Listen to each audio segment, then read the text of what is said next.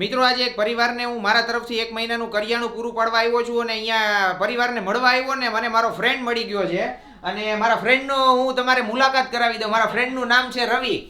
આવું છે ને મારા ઘરે?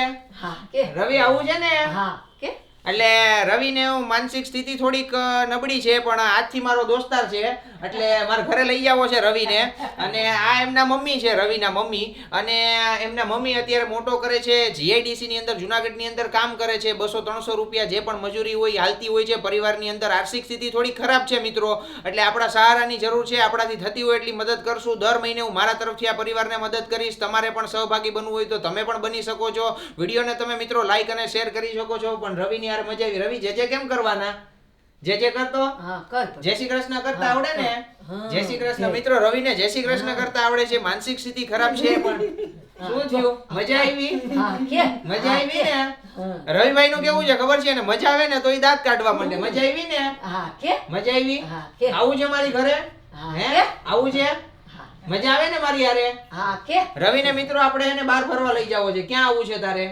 ક્યાં બહાર ફરવા આવવું છે? ગામમાં. ગામમાં જવું છે આપણે? ગામમાં. ગામમાં હા કે મજા આવે?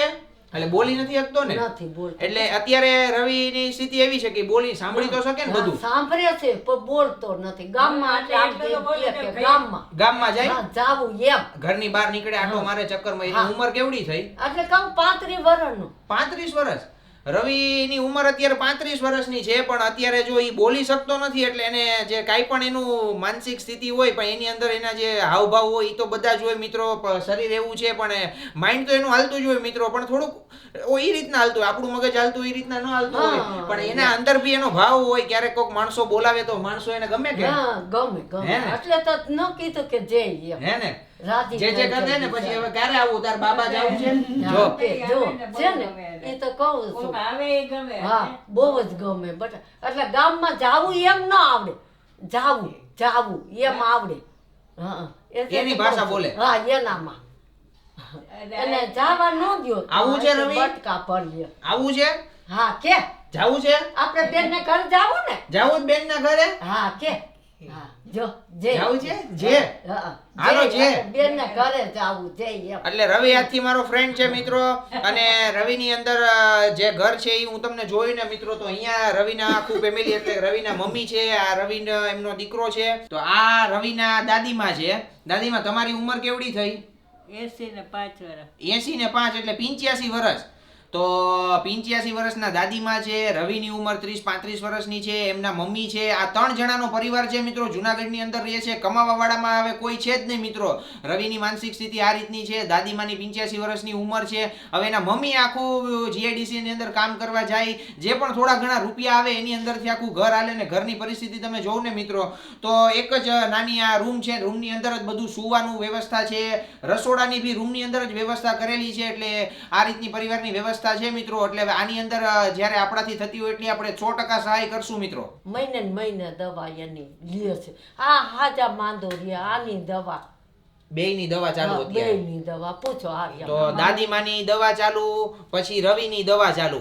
અને કમાવા ખાલી છે ને આ બેન એક જ જાય છે, જીઆઈડીસી ની અંદર કામ કરે છે. એટલે જે પણ જે પૈસા આવતા હોય એ તો બધા દવામાં જ પછી તમારા અને ઘરમાં વધે એટલું આટલું હલવીએ બટા. બાટલાના દૂધના મહિને અને રોજના શાકના સાઈસના માં પછી હું કામે વહી જાઉં તો આ માથીને ના બેયને ખાવા તો જોઈએ ને બટા.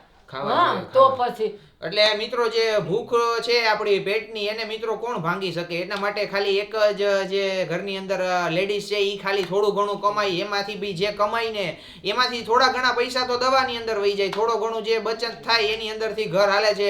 એટલે આ પરિવારની આ રીતની પરિસ્થિતિ છે. એટલે બાટલો 2 મહિને લ્યો. હા 2 મહિને હાલો છે અમાર બાટલો. અને 1 મહિને પછી બિલ ભરો. હા 2 મહિનાનું લાટ બિલ આવે ને બટા. હા ઈ બરોબર. તો એટલે 2000 setting થઈ જાય. ઉપલા ગણો જી. હા તો પછી એટલે મિત્રો કેવી રીતના આખું સેટિંગ કરે છે.